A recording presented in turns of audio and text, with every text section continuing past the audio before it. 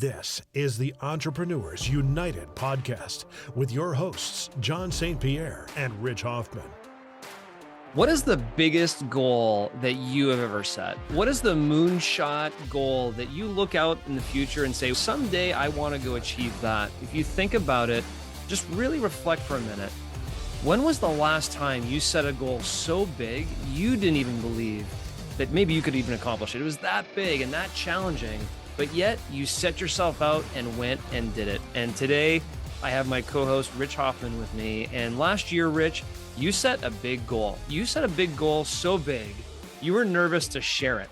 You had a platform here on Entrepreneurs United podcast. Say, I'm going to say something here, but I'm nervous about saying it because I'm not even sure I can actually do it. But I'm going to say something. And I know if I say it, I'm going to have to go out there and prove to myself and to others that I can actually accomplish something. So first off, congratulations. But now let's go back and talk to our audience about what did you actually set for a goal? Why did you set the goal? Why did you share the goal? And how on earth did you accomplish it? John, it was August 14th, 2022. I know the exact date. That woke up early in the morning to go to Adventureland with our 9-year-old. Shelby, my wife, and I were going to go over to Adventureland. That night was not a very restful night's sleep for our 9-year-old. It was almost like it was the night before Christmas, getting up all excited. We're going to Adventureland. It was the first time she had ever been to an amusement park. And she got up early, knocking on our door, and we all got ready. We went over there. This was on a Sunday, got there early, paid for the good parking. We wanted her to have a great experience. We walked in. She's just in awe, looking around and all the things. And we said, what do you want to do? What can I do? I want to go on that. And she pointed to this huge green ride called the Monster. Mm-hmm. And we go over to the Monster, and we were there early. There was still like a 40-minute wait in the line, as there often is at amusement parks. And you can imagine for a 9-year-old, this 40-minute wait. But she was excited. She was watching everything, screaming, people going upside down, and she couldn't take her eyes off of it. And she's jumping up and down and all excited. And we go up, and it's our turn to go get in. I get in first. She wants to be positioned right between Shelby and me. She's to my left. Shelby's sitting to her left, and we're getting ready to go. And the lap belt won't close on me because I'm too big. And the assistant comes over and tries to close it, and it wouldn't close. And they say, sorry, you're going to have to get off the ride. So I got off the ride, and John, it wasn't shame. It wasn't humiliation of being kicked off of a ride that kicked me in the gear. It was Paige's face of disappointment that her dad, I call her my little buddy, and I'm her big buddy. Her big buddy just got kicked off of a ride and is not going to go on this roller coaster ride with her. And she was just devastated. I stood there on the side. I took a picture of the two of them as they were leaving. Didn't look very happy because I wasn't on it. They came back, took a picture of them coming back. The rest of the day, I decided I'm not going to do this again. I'm just going to tell her I'm not going to go on roller coaster rides. So I sat on a bench, and when I sat on the bench, I'm sitting next to people who are much older than I am, people who are much larger than I am, even though I'm large at that point. And I thought to myself, this is a time I can practice self-compassion. I'm okay. I'm still good. I don't have to beat myself up. I'm a good person. And I thought, I pulled my phone up, and I was about to go through the regular routine we all go through. Like, you click on stocks, you click on your email, you click on sports, you go through stuff. And I didn't do it that day. And I thought, I don't want to be literally benched next time I'm in this position. For the rest of my life, I don't want to be sitting here while my family is out having fun. I need to do something different. It was that day I reached out to a trainer. On the former podcast, when I let you know this, and consequently our audience, I think I actually read the message I sent to our trainer. It was a cold message to her. I had looked her up. She lives in the city I live in. She had done 3 Ironmen herself and trained triathletes. And I just thought, John, at that time, what's the biggest most intimidating thing I can possibly think of that I want to be disciplined for and I need to get educated about, because just trying to live a balanced life wasn't working for me. I needed to really switch gears. So I reached out to her. I said, hey, here's what I weigh. I've gained and lost 80 to 100 pounds twice now. Will you train me to do a triathlon sprint next year? And sure enough, she said yes. And 3 days later, I started training with her and I started eating differently, is how things got started. And I was not as nervous about sharing with people because I didn't know if I could do it. I was nervous about sharing with people because I have a history of really externalizing my value. And I didn't want to share with people because I wanted to do it for myself, not because I had outside pressure. I wanted to do it because I valued me, not because someone else would be happy or impressed or motivated or inspired. I really kept it to myself for several months, and only my family knew. I didn't share with even you and my best friends because I really wanted to focus on, this was for me. This is not about anybody else holding me accountable. This is for me this time. Yeah. What's interesting about that, Rich, and I just want to challenge this just for a second. You say it was just for you. However, it was that look of disappointment. It was the feeling you had of letting your daughter down a little, in a way too, that also had you reflect. And so in a way, I have to believe that you did it so that you never had that moment again, not just for yourself, but for your family as well. I wasn't going to put my family in the position where it's this start stop. Oh, dad's going to be involved. Oh, no, he's not involved. I was just going to opt out. I wasn't going to do that to him again. You're right. So at that point, my options were, okay, am I going to opt out? And am I going to be sitting on this bench, not just proverbially, but literally, am I going to be benched? And if I'm benched here, what other things in my kids' lives am I going to be benched on? And am I okay being benched? Or do I want to get in the game? And if I want to get in the game, I clearly can't be this big and do that. So I need to make a change. Yeah.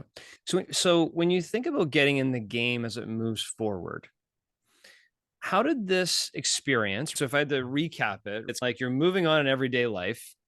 You have this intervention, let's just call it, right? Intervention of life sending you a message. Yeah. You see the message, you say, screw this, I'm going to go find something that is the biggest, most intimidating challenge I could find. It wasn't, I'm going to go lose weight. It wasn't, I'm going to get in better shape so this doesn't happen again. I'm going to find the biggest, most intimidating challenge. Yeah. You go accomplish that challenge, and now you're here. Man, I got a lot of questions on that as I read that out loud. Why the biggest and most intimidating challenge? And then now what? Now you've done it. Now what? Yeah. I'm an all in or an all out kind of guy. Mm-hmm. So either I'm 100% in and I'm committed and literally just all in, and I'm going to be borderline obsessed with something, or I'm just going to not be involved with something. I want to be committed to what I do. Yeah. And that's how I live life. And in order to be committed to it, I needed something to commit to.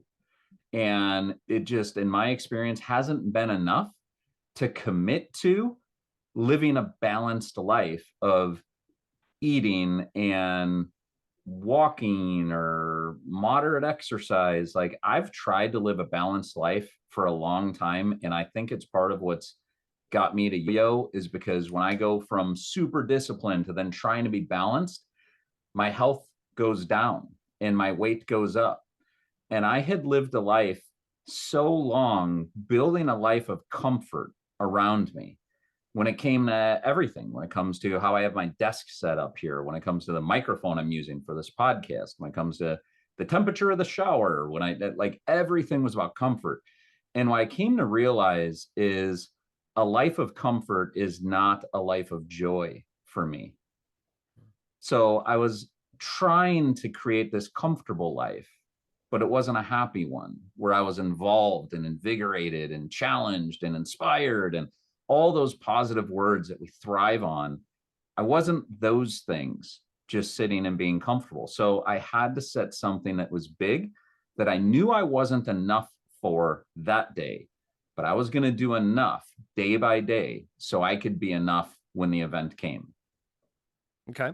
And I guess that's maybe the number one, not number one, excuse me, but it's one of the big pieces I just jotted down as a big lesson here. If you want to set big goals, one of the things you probably need to do is really know what you're committing to. And you wanted to commit to something big and intimidating and challenging because you knew if you committed to that, you'd be all in, Yeah. which I love. And I think the other piece is, I think a lot of times we talk about work-life balance or just life balance or life comfort in the case you just talked about. But what about life abundance? What about joy? What are the things that drive that? It doesn't have to be balance. It has to be, how do you maximize everything that life has to offer you? So I love that piece as well. I'm curious, Rich, when you did contact that trainer and, hey, will you help me do a triathlon in the next year? Just very quickly, did she suggest the triathlon, or did you say, I want to do a triathlon? And if so, where did that come from? Like, why didn't you say, I want to run the Boston Marathon or whatever? Like, why was it a triathlon specifically? I said I wanted to do a triathlon, which is why I reached out to somebody who trained triathletes and was one Okay. herself. Okay. And I have several friends who do triathlons. Jeff Rendell, who's been on the podcast, Dave Levesque, who we're going to have on speaking about situational leadership soon. John Hino is one that really inspired me. All of these guys have done triathlons, among all of them, they've probably done over a dozen Ironmen, which is the pinnacle of triathlons. And I knew that was available and out there. And I had never even considered doing it before. But in that moment of thinking of how am I going to get really committed and all in on becoming more healthy and not being benched, that was the biggest thing I can think of. I have friends, I have familiarity with triathlons. Maybe I can do that. I want to do the shortest one, which, by the way, ultimately I committed to doing a longer one. I want to do the shortest one. I reached out and said I want to do a sprint, which the sprint that I did was a 1/4 mile swim, a 12-mile bike, and a 3-mile run back to back. Yeah. And I had registered for that to happen on July 9th. I'll tell you what, John, it was August 14th, right? Count the months, August to September, October, November. On November 4th, less than 3 months later, I was so confident that I can complete a sprint that I actually registered for the Chicago Triathlon in the Olympic distance or the international distance. Same thing, depending on which race you're in. Yeah. And the international distance was a 1-mile swim, a 25-mile bike, and a 6-mile run. So I was less than 3 months in and had developed enough confidence to say, I think I could whip this sprint thing. Whip it as in finish it. Yeah. I wasn't going to be a winner. Yeah. The winning was finishing and not getting hurt. I think I could whip this thing. I want to go bigger. I want an even bigger, even more intimidating goal, where my original goal of doing a sprint is a milestone to getting to the Olympic distance. And I set that on November 4th is when I did the registration for the Chicago Tri, which ultimately was August 27th. Gotcha. I guess the recap on that one is, you, based on relationships of people you have that have accomplished triathlons or Ironman, had that as a mentality. Hey, if I'm going to do something big, that's something that intimidates me, that I don't think I ever thought of actually focusing on to go do. Let me go do something like that. And I love that, because a lot of times it's familiarity, right? Somebody who's done something like you've done, and now they're going to think, hey, I want to do something like Rich did. That's pretty cool. So I love the way that connects. But now what?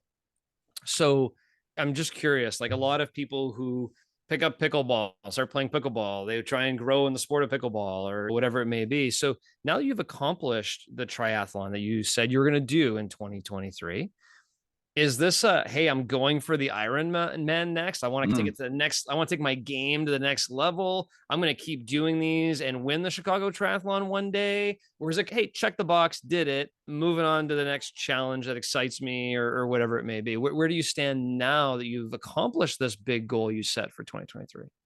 I do want to clarify. I did the sprint and completed that. I also did the Chicago Triathlon. However, In the Chicago Triathlon, that day, there were 8-foot waves in Lake Michigan, Yep. and they canceled the swim and turned it into a duathlon. So it became a 1 mile run, not a 1 mile swim. It became a 1 mile run, 25-mile bike, and 6 mile run. Okay. So I did what is the Chicago Triathlon in 2023. There's nobody that's done a longer triathlon in the Chicago Triathlon in 2023 than what I did for what was available. And I'm Yeah, proud it's of that. truncated with the swim, That yeah. being said, I've already registered for the 2024 because I want to get that 1 mile swim in. I was ready to do it. Yeah. Not an 8-foot waves. They wouldn't even let me do it. I don't think I'd want Yeah. to.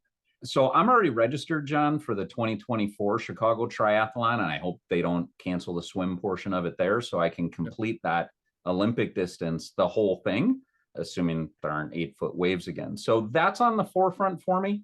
Over the course of time, I've lost, I think it was about 75 pounds in the course of that year. I am currently maintaining my weight within 5 pounds, and I've gone up 3-4 pounds, and then I'm back down. I've gone down a little bit beyond that, and then I'll go on vacation and I'll gain a couple of pounds. So I'm doing a nice job maintaining within 5 pounds up or down. I'm currently exercising 6 times a week. Exercising, not necessarily triathlon exercising. So sometimes that's doing a 4 mile an hour or 15-minute mile walk for a half hour an hour. Sometimes you mentioned pickleball. Sometimes that's pickleball on a Saturday. Sometimes that's swimming on a Sunday. But I have committed to do something active 6 times a week and rest 1. And I'm currently following through on that. I continue to track my eating.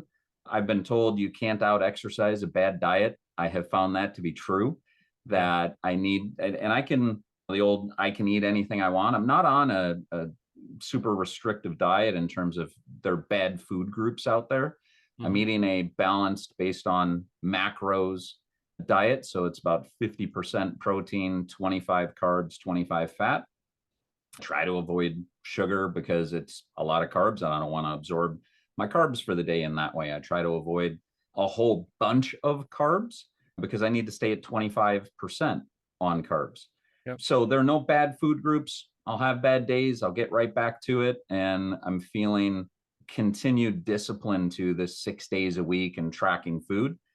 I intend to have another event between now and next August. I haven't scheduled it yet, but I will. I'll do something probably March, April next year. That'll either be, I don't know, a half marathon, maybe another sprint, try to do it a little faster, try to raise the bar somehow and stay challenged. Okay, love it. I have one more question. I want to move to the bigger subject of why setting big goals is so important, but I'm just curious. Of the 3 parts of a triathlon, which one was the most intimidating to you? Which one maybe is the hardest, or for you was the hardest? And how did you overcome it? Frankly, I found them all challenging. I am not built as a runner. I never have been. I did not know how to athletically swim.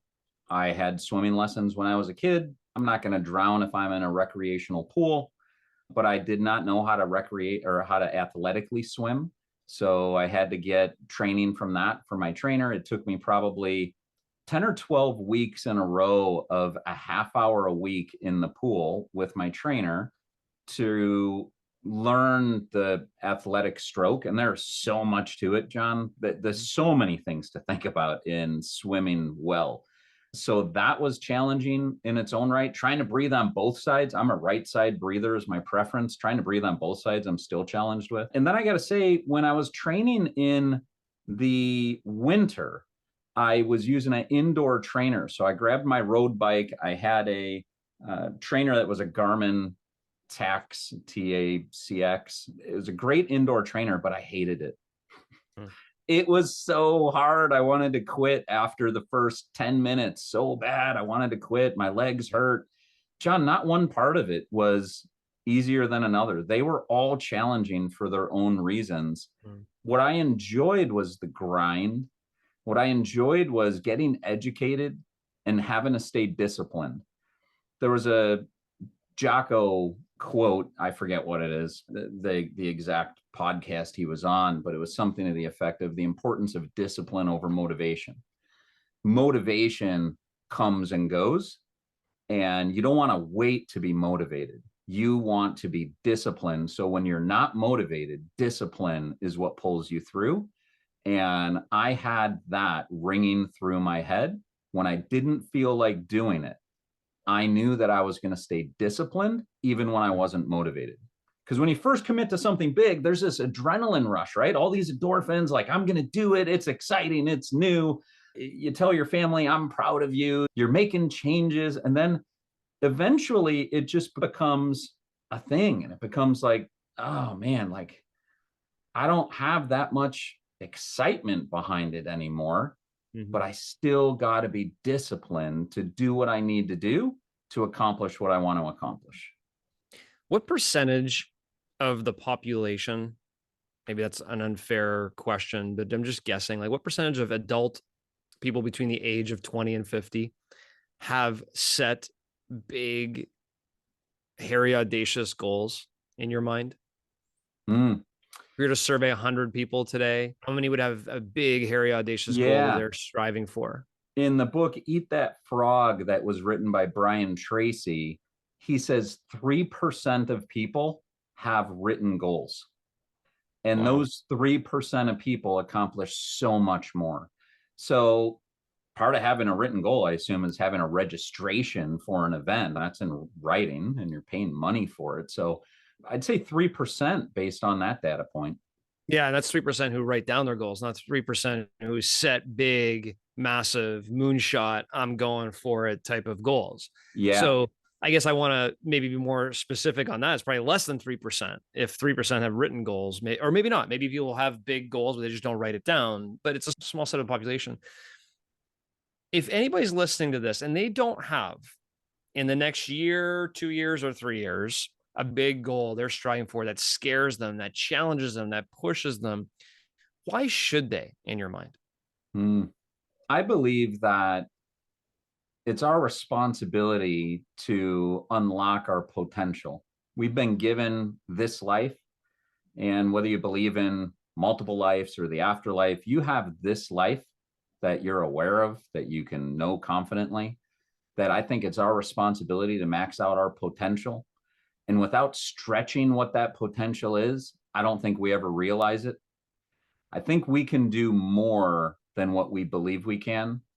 I needed to prove that to myself again. I needed to prove, I'm 48 years old right now, and I'm just young enough to believe I can do anything I want. And I needed to prove that. Like, I literally, John, after this experience, I believe I can do anything I want. And I believe I have the formula to do it. If I set a big goal, if I get educated, and if I stay disciplined, those three things. If I set a big goal, I get educated. Let me say that correctly. If I set a big goal, I get educated, and I stay disciplined, I literally believe I can do anything I want. And I would offer that to you and any of our listeners, that you can do anything you want if you do those three things.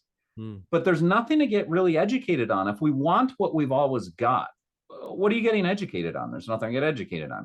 What is there to be disciplined on? Like, we've got to want and aspire for things that we aren't today, or we can't achieve today. Then we need to get educated on how to do that. And then it's about discipline. And I talked about discipline earlier. It's discipline, not motivation. It's about the discipline to use the education to achieve that new goal. Yeah, I love that, Rich. When you talk about comfort is not joy, comfort's not happiness, comfort's comfort. And sometimes we get way too complacent. And I would say that people who don't set big goals are either they don't believe they can achieve big goals, which is the opposite of you believing you can achieve anything now because you've achieved the big goal, and or they're comfortable and they're complacent in what they are being offered with this life experience, right? And so to set that big goal, number one, to get educated, and three, be disciplined to go achieve it, then gives you this sense of accomplishment of, you know what? I can do this again. What other big goals or big moonshots can I go achieve? For crying out loud, Elon Musk is, we're going to go live on Mars someday. I'm going to go get Mars. Like, that's a moonshot, right? It's boom. We're going to go do this. Everybody's laughing at him. The next thing you know, these SpaceX things start going up and you're like, holy cow, this is for real. But you can't convince Elon Musk that he can't do something. That's very powerful, but it doesn't have to be that. It could be as simple as, what are some big things in your life you want to achieve? And I think a lot of times, Rich, though, people look at it and they say, you know what? You took the triathlon, right? And you were able to get these steps in place, get educated, get the steps, and get it done. But if you had said, I'm going to win the Ironman next year, I'm so excited. Then you start training and you realize, I have no chance of winning the Ironman, and you'd quit. So you set a big goal, but you also set a realistic goal. Talk to me about that a little bit, because I think it's the quote by Bill Gates. I think he's the one who said it, but like, people overestimate what they can achieve in a year, underestimate what they can do in 10. But you also set a SMART goal, as we would like to call it, right? You shared it. It was measurable. You had a time frame you wanted to do it, right? It was actionable. You could do something about it. It was realistic. Like, you didn't say, I'm going to go win the Ironman. You said, I'm going to go run a triathlon. And it was time phased. So I appreciate the fact that you did that. And it just dawned on me that that's what you did. But the set big, get educated, stay disciplined also applied to the big goal that I set. That's exactly what it was, in that same methodology. And you had mentioned winning an Ironman, and you had mentioned setting that goal. And I think you were alluding to, you can set that goal and like, that's not very realistic. You're not going to hit that. I got to say, John, I don't believe in setting goals in competition with others. I believe in unlocking your personal best, regardless of what happens with others. So I can come in second place. I can come in last place, and that's okay. If I did my absolute personal best in preparation for it, in that event, given all the circumstances, given everything involved, if I know in my heart I did my absolute best, John, how can you do any better? Whether you win or lose, you literally can't do any better than your absolute best. So I don't believe in competition against each other's. Maybe for elite athletes, maybe that's a thing. I'm not that. I'm someone who, I'm on a journey to unlock my personal best, irrelevant of the performance of others. So I would never set that goal. Mm-hmm. Yeah. No, and it's very well said. I mean, people have different goals in different areas of their life, but your point you're making is very strong, which is unlock your maximum potential in life. And if you do that, you will continue to unlock other things in life, such as joy and happiness and everything else that comes along with it, and not have that complacent type of, I'm just happy, I'm comfortable, so I'm just going to keep chugging along. So and I want to dig back in on that formula: set a big goal, get educated, stay disciplined. You, correct me if I'm wrong, but I'd love to hear a moment of your story. You had to do that. You set a big goal of writing a book. You'd never written a book before. What did you have to get educated on in writing a book? Assuming you did. And then where in your journey did you find you had to stay disciplined? Because motivation might be waning, but you just had to stay disciplined because you had to get it done. Yeah. First off, you and I never spoke about, here are the 3 keys to setting big goals. No. Okay. So today is the first time that I'm hearing set big goals, get educated, stay disciplined, in that order, in that, that specific 3-point plan. And if you asked me prior to this call, give me the 3 keys to setting big goals or achieving big goals, I don't know if I would have came up with these 3 exactly, but they certainly resonate with me now as I'm reading them, because that's exactly what I did. I set a big goal. I guess the one piece that's not here is I shared that big goal. To me, that was a big moment.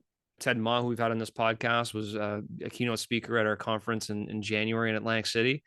And he challenged by the way. And I don't know if he did the same thing at your conference as well with CertaPro, but like, he asked somebody, hey, you got to be bold. You got to step out there. I'm going to hand this mic to somebody who has something bold to declare. And I was like, all right, give it over. And I declared it. I declared as well in this podcast the week prior, I believe. I declared to people because that was important for me. And maybe this kind of comes back to, Rich, this whole externalizing your value piece, which maybe we should dive into a little bit more, because I'd like to understand what that means and how you view it. But for me, making that commitment, not just to myself, but to others, tied me to the discipline a little bit, because it was beyond myself. I wanted to achieve it for myself, but I also wanted to prove that I could do it. And if I didn't have that tie, could I have at one point lost my discipline and go, oh, this is too hard. It's just not worth it. You may have had the tie to, I never want to be in this position again with my daughter, and therefore I'm going to stay disciplined here. There has to be something in my mind that really ties you to that discipline. So maybe that'd be the one piece that I don't see in your 3-point plan that was important for me. And to answer your question on getting educated, oh my gosh, I can't wait to write my next book, because I'm going to shave 90% of the time off of what I did. I didn't really know what I was doing at all. So I read a book. I read 2 books on writing books. I attended 2 workshops on writing books with people that I paid some good money to help educate me on what I'm doing. I got educated on how to frame a book, how to publish a book, how to market it. I'm still learning today all the things I need to learn. I'm nowhere near done, but there's a lot there. It's the same thing for you going for your next triathlon. You know now what you need to do for training, and you could save a lot of energy in doing it this way versus that way. So for me, that was really key in getting educated. And I mentioned this one, I don't have to go through it again, but there were days where I was not motivated to write this book. Yeah. But I had to stay disciplined because I had set this big goal and communicated it. So that's my answer. But I guess I want to just come back to this. How do you feel about the commitment of sharing the goal as a part? Could I convince you that there should be a 4th one added here? Or would you say no, I don't think you need to convince me, because it was shared. It just wasn't shared with the public on a grand stage. It was shared with my trainer. It was shared with my wife. It was shared with my kids. It was shared with my mom and dad. But what I wasn't going to do in the early days, because I needed it to be centered around me, what I wasn't going to do in the early days is go on Facebook and say, I'm on this journey.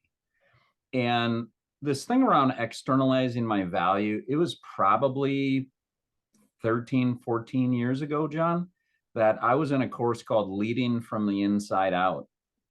And it was a 5 or 6 year course. And early on in that course, there was a question around, what do you want out of your life? And my answer was something along the lines of, as a husband, here's what I want. As a parent, here's what I want as a parent. As a son of my parents, here's what I want. And it was like, no, that's all what you want related to the expectations of others and how you're serving them. Strip all that away. What do you want?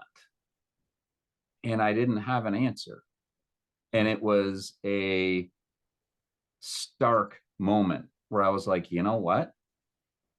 In the absence of others, I don't have any clue what I want. I don't know what I want. I don't know where I want to go. I don't know what I want to do. I'm not even sure that I know what makes me happy. And that started the journey for me. And you would notice, if you went back in my Facebook, you would notice I stopped making Facebook posts probably somewhere around 12 years ago or so, because I made a decision. I'm not saying anybody that does make a bunch of Facebook posts is wrong or bad, but I made a decision that wasn't for me.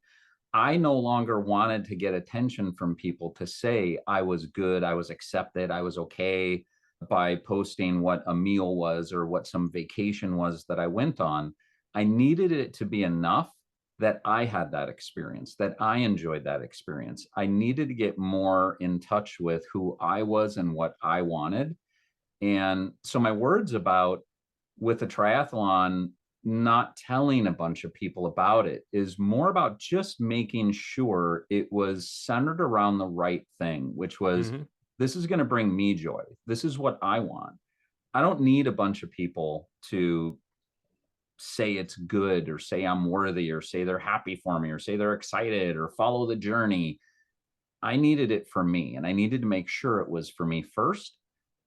And then I obviously shared at the same time you shared your goal around the book and said, okay, here's what I'm up to. After I was first centered on, this is for me. Yep. Yep. I love that. And certainly in the same vein, right? It's like, when you set the big goal, it's like the circle part, right? Like you're sharing it with your inner circle of people. Hey, here's what I'm going to go accomplish. And inevitably it circles out and people find out what you're accomplishing, but it's also motivational. It's inspiring to see someone set a big goal and achieve it. And you've had me this whole conversation thinking, man, maybe I need to run a triathlon. It scares the crap out of me. Like it really does. Because I don't got some like tips biking. for you. I hate running. I used to swim, but I don't think I can swim the length of my swimming pool, let alone a quarter mile or a mile. So it is intimidating. Very. And I guess my question now is, step one is set a big goal.